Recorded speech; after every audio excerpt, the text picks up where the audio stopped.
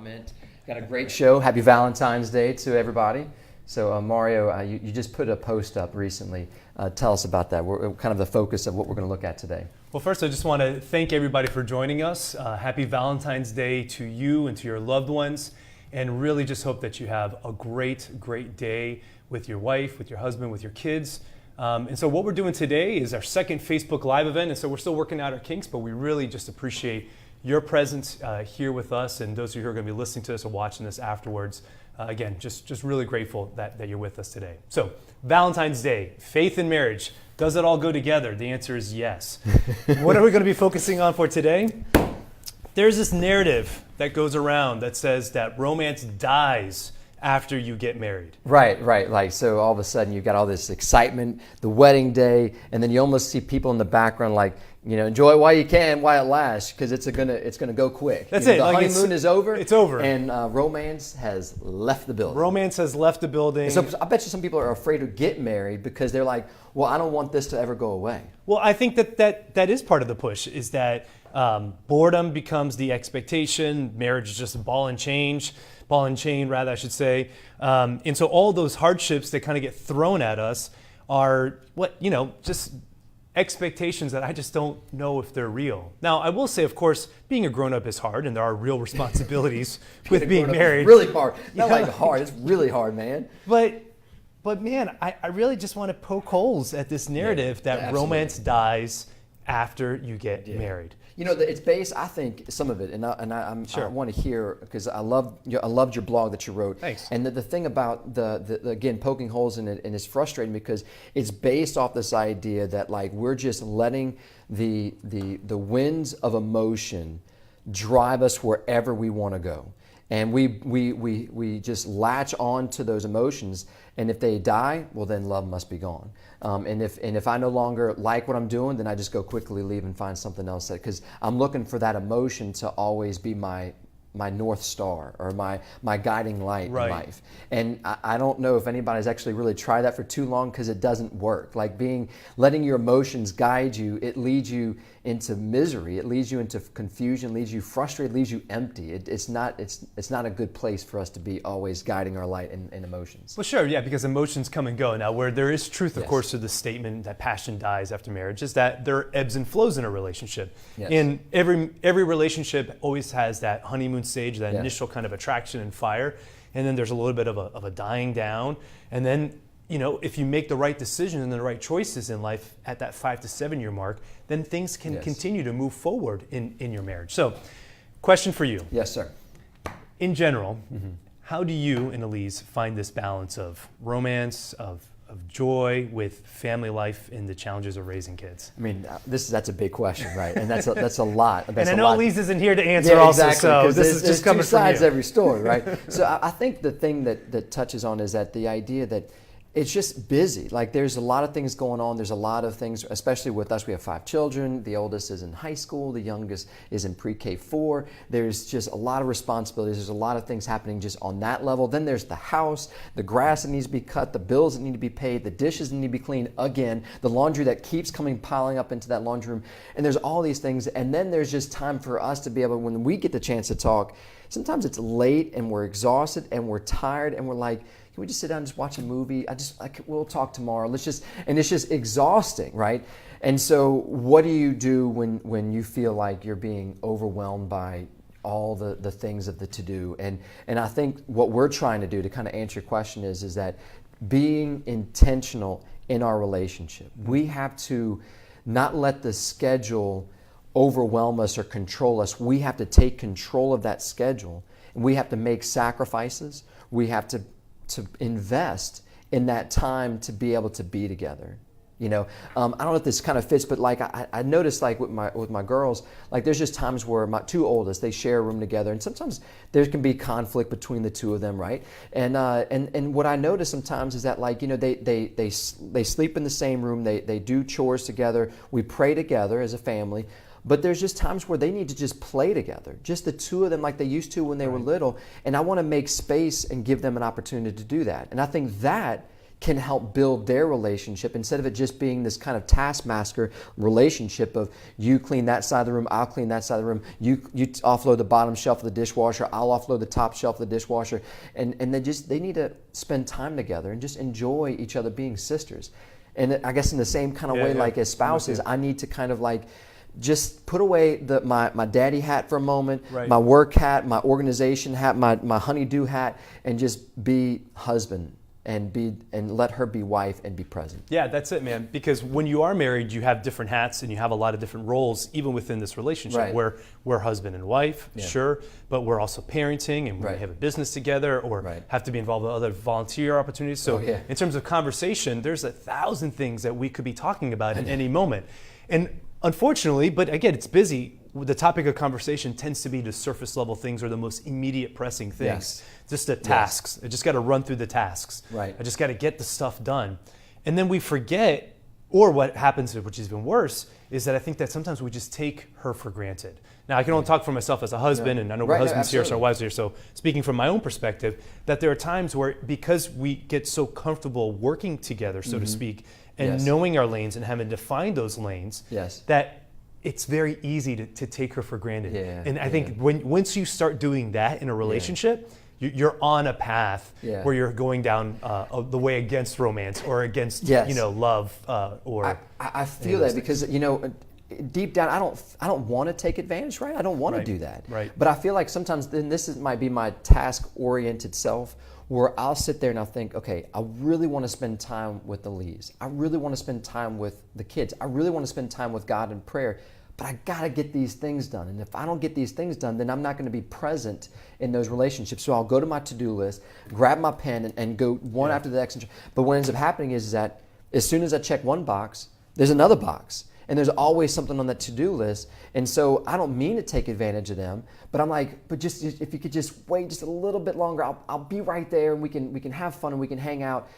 But I just got to put that down and say, I'm sorry, I got caught up and I'm ready. Yeah, that's a great first key right there for everybody who's listening.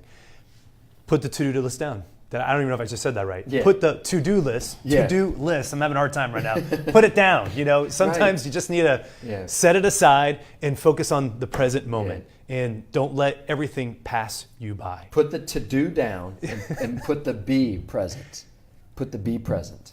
Who's the be? We the be. We got to be present. Oh, we got to be. I thought you meant like bride or no. Maybe one of your kids name starts with the B. I don't know what you mean. So you referenced my post earlier this week, and I wrote about this because, again, this narrative is out there, and we're trying to figure out ways. Listen, I'm a marriage counselor. Jason has studied the theology of the body and marriage theology according to JP2. So we're guys that we're just trying to figure this out, and what we're doing here is offering just some of the things that we've learned over the years. But the way I've conceptualized this, and this is what I wrote in the post, was based on something that Brother Sam Gunn, who was a campus minister years ago, he said. He said that in order to have romance, you need to have mystery, and the bridge between the two is modesty. And now he was speaking to us as college students at the time, something like 20 years ago, and referring to what is really needed to speak against the hookup culture of the time, that we need to preserve mystery, which is part of chastity.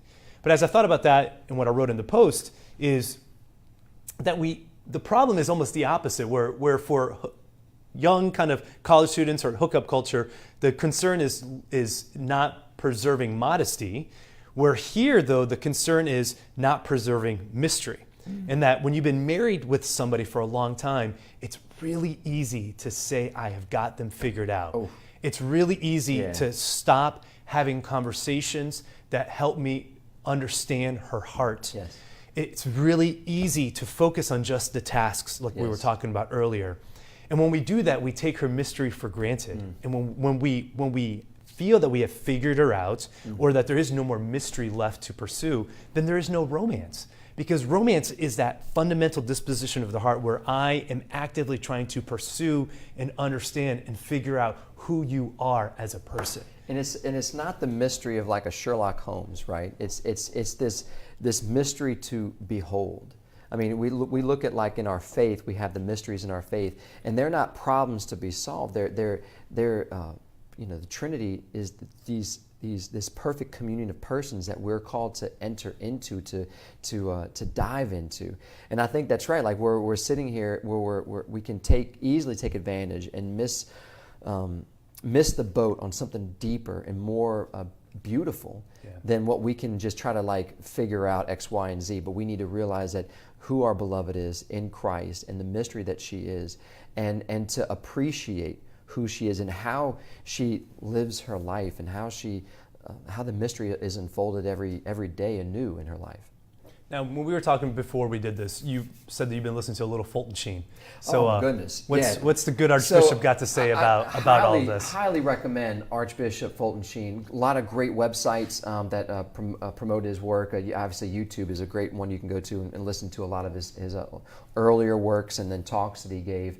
You can go to audible.com and download some audio stuff and listen to it in the car. So anyway, great stuff. There's apps on Fulton Sheen. But one of the things that he talks about is that he mentions that, there's this belief, this understanding that difficulties won't happen in marriage. And I shared some of this stuff too with some of our At the Heart stuff on YouTube. And it's like he says, well, hold on. Yes, it does. Like difficulties are going to happen. Christ himself said that difficulties will come, right? In fact, I was looking online under like challenges that Christ mentions in Scripture. And in Mark's gospel, when he talks about the seeds being planted in different places, and one of them was that the seeds got planted in a spot where there was tribulation. And because of the tribulation, it choked the word. Mm-hmm. So there will be tribulations. There will be challenges. Mm-hmm. So the confidence that we have is that not that like we're going to be tribulation free, and it's because we just love each other so much, and so then therefore there won't be any problems.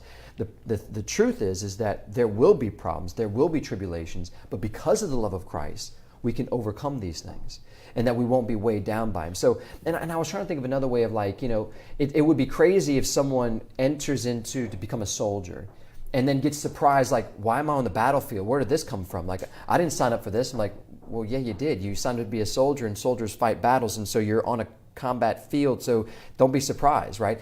And I think sometimes maybe with marriage, when we think of like, we enter into marriage and we're like, this is going to be great. I love you, you love me, and this is going to be blissful. And then there's challenges, and you're like, wait, I didn't sign up for this. It's almost like people who take sex and they kind of divide it and separate the unitive from the procreative, and the only thing they care about is that unitive aspect. And then all of a sudden, a child comes, you're like, well, where did that come from? I didn't mean to do that. Like, you were having sex, right? Like, that's what happens. That's a natural process. When the two go together like that, that's the miracle coming out. Like, that's taking place and we're seeing it. That's right. Now, sometimes they don't even care about the unitive. Sometimes it's just the emotion, so the experience there. But to your point, that Fulton Sheen's saying, referring to the parable of the seed being choked by tribulation. Now, sometimes that is real hardships in life, whether someone loses a job or children get sick or you deal with illness or whatever it is. Absolutely. And sometimes it's just boredom. Yeah. And sometimes it's not even things that you can plan for or expect. Right. Sometimes it's just the humdrum of life. Not this catastrophic boom. Yeah. It's this day-to-day lull. Yes. And that's the thing that I think we need to kind of So, okay, he makes the point. He says, then does love dull, right? And he says, yes, it does. Of course it does. Like everything else on this earth, that everything else dulls. And I would use the analogy of like just like an axe or a sword that dulls over time, over use. The beauty is that you can sharpen it. You can find the tools. You can find the way to properly sharpen that instrument, and it can come to this effective sharp sword or this axe that could cut through. And the same is true if our relationships have dulled over the course of time and over being so with each other for so long and so many years and doing the same thing, kind of going through the monotony of life, that sometimes that can kind of wear us down and we find ourselves dull. And so what does he say? He says, intensify your sacrifice. That's great.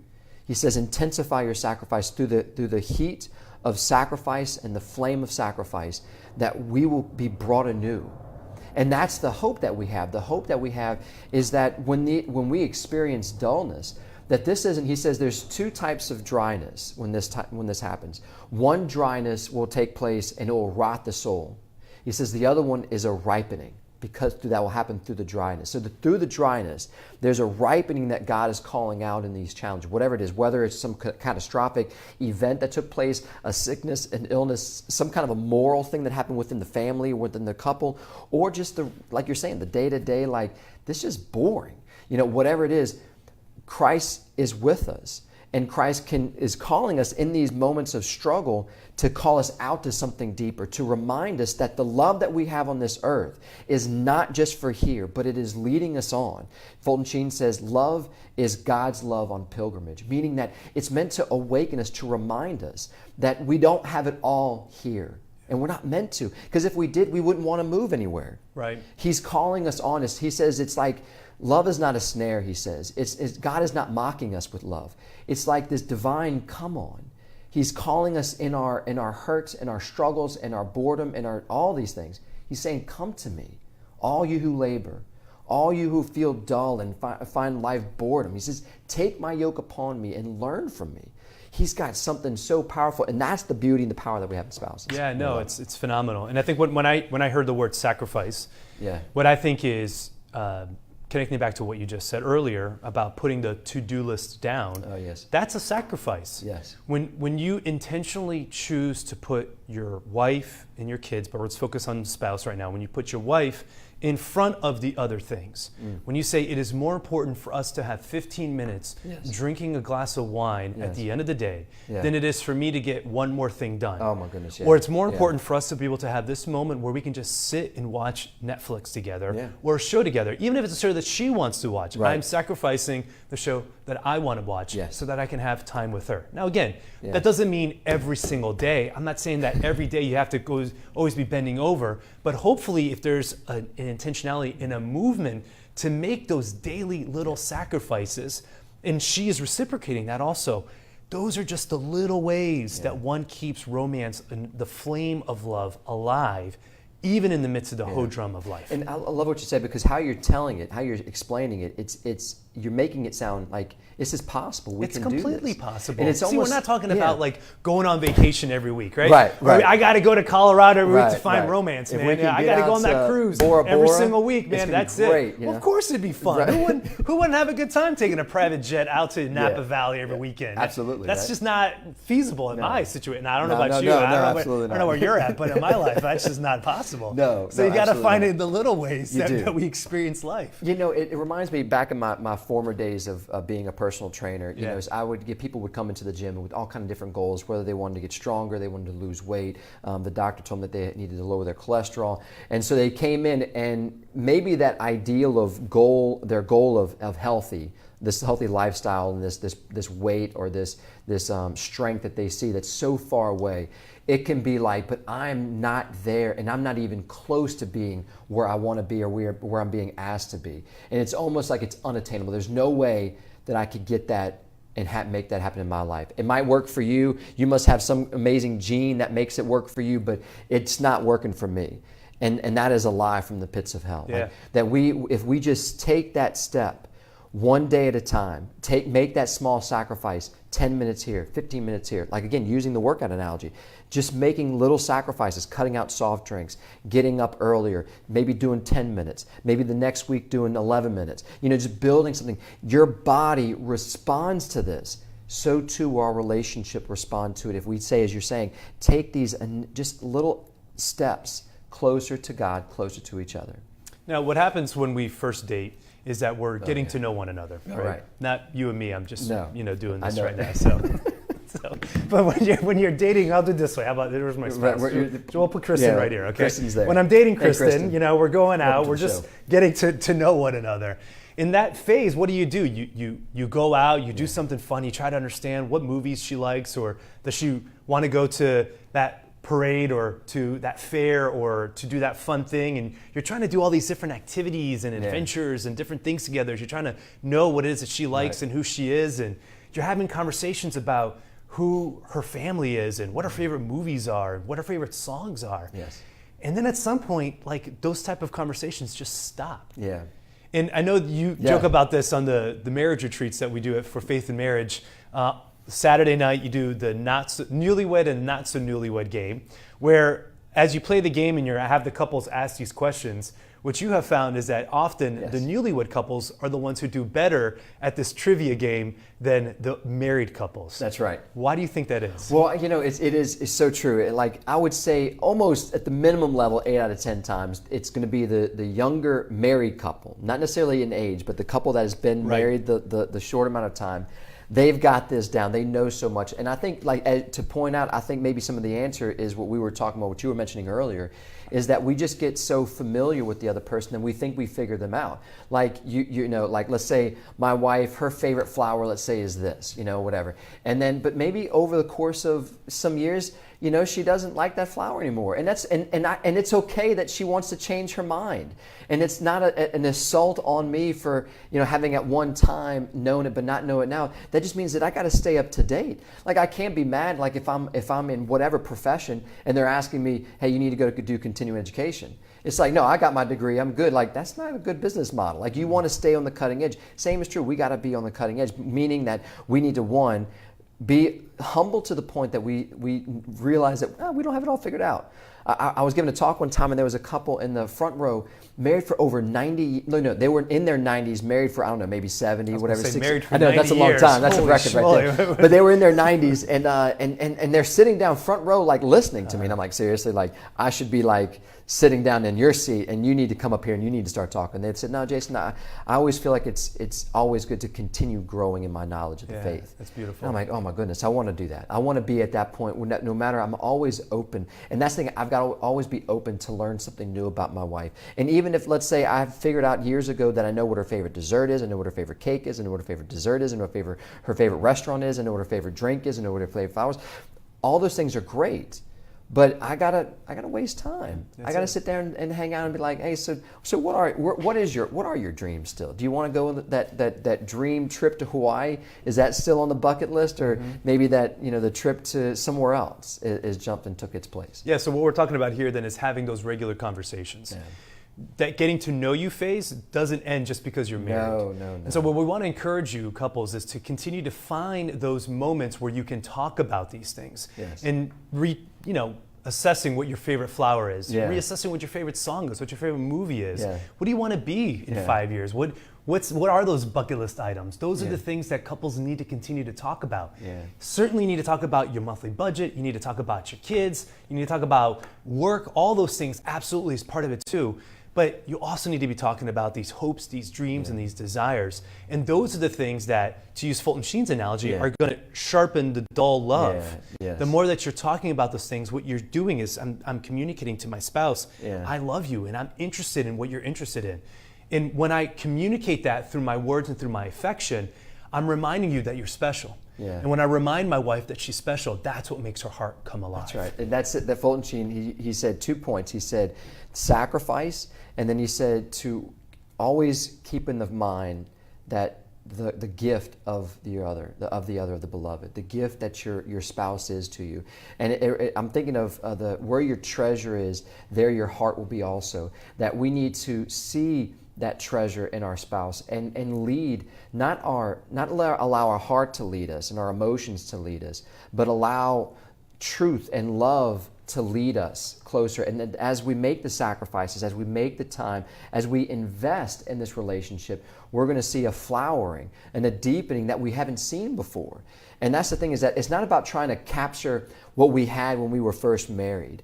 It's about going deeper and being captivated anew into this beauty of who the other is in this relationship that we have together. Amen. And the way you said that, it just evokes this love, this fire that wants to come out. Yes. Now, we have a few more minutes left here on our show, and I would be remiss to not talk about another aspect that helps to keep love alive in the relationship, and that is the sexual aspect. That is regular, healthy physical activity within marriage. Now, again, I know for couples who are practicing natural family planning or fertility awareness methods, that at times the rhythms may be off of her fertility cycle, and those things can be challenging.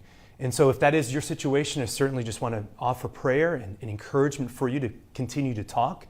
The thing is, when you talk about this topic, which is very hard because I recognize it's something that's very sensitive to our hearts, it's very sensitive to who we are as people, do we approach this subject in our relationship with honesty, with respect, Are we able to talk about what our desires are for the bedroom? What are the things I like? What are the things I don't like? Are those type of conversations on the table, or is it just too uncomfortable? And couples who are able to have those type of conversations are going to find greater freedom within the expression of their love. Because again, I don't want to overstate it and say that a healthy sex life is the end all be all in a marriage. No. But I don't want to understate it either and pretend that we can only talk about conversation and all these other things, because healthy physical love builds on healthy emotional connection and a healthy spiritual life as well. And so we should see a growing and an encouragement of all three elements within a healthy marriage. So how do you do that? So a couple coming in for counseling, Sure. are struggling with this intimacy issue, right? Where they're just struggling with it in different ways. I'm sure you've seen.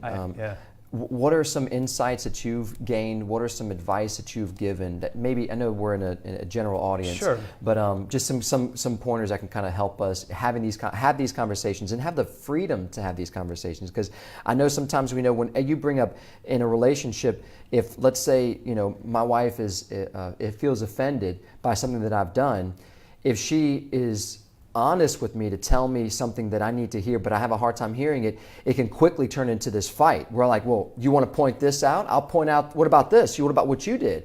And so it turns into this big fight, and then nothing is communicated. There's just arguments, and then we move on. We're like, okay, well, I guess we're not going to talk about that ever again. Right. Yeah, and that happens often, unfortunately, as the couples don't talk about this subject because it's too difficult for them. So if a couple comes to me for counseling, the very first thing that I would do is assess for any physical limitations.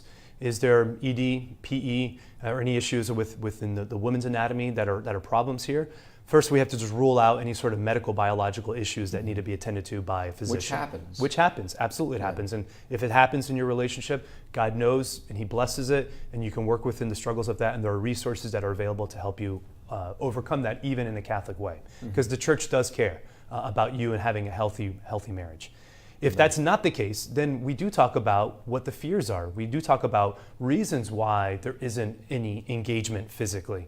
And often what tends to happen is that there's a history within the relationship. And the way I like to consider it is this, that usually what happens in the bedroom is a microcosm of what's happening outside the bedroom. So whatever difficulties there may be emotionally within a relationship, those are the things that are playing out in the bedroom as well. That's so right. If we're able to work on the attachment issues, if we're able to work on the communication issues, if we're able to work on vulnerability and openness and love and trust and security, That's right. generally, then it's pretty easy to move that into the arena of the bedroom. Well, I'd say this might be another great topic Sure. of conversation for another Facebook Live, because I know we're just scratching the surface, and there's a lot of hurt, there's a lot of miscommunication. Obviously, we live in a world that with all the different perversions we need to navigate those lines. So there are questions about what's appropriate, what's not appropriate. Yeah. But I guess fundamentally it's this. Yeah. True romance is about respecting the other person. That means in life, in your relationship, putting them first, above your to-do list, above all the humdrum of life. But even in the bedroom, that means that whatever our preferences are, that we are talking about it. And I'm never going to impose onto my spouse something that makes them feel uncomfortable, all in the name of romance. No, romance is about loving the person, respecting the person, respecting their desires, what they feel comfortable with, what they don't feel comfortable with, and then being able to engage in that. Overall, Archie, the thing that comes to my mind too, as we're talking about this in relationship and love, St. Thomas Aquinas said that love is to will the good of the other. And we have to keep our eyes on the other, of what their ultimate good is, which is heaven. And I think of Mother Teresa in that sacrificial love that she served so many people, the poor. She loved so many people in the world, and people felt and experienced Christ through her love. And that kind of service of love for the other is something that we need to kind of make sure that we're oriented in our relationship with one another, that we're sacrificing for the other. We're it's not about my will be done, it's God's will, and me serving my wife in such a way that we're called to build up the body of Christ and to be a light of the love that Christ has for us in the world. Yeah, and so that is an intentional disposition of the heart that I have to make every single day, and that's the key.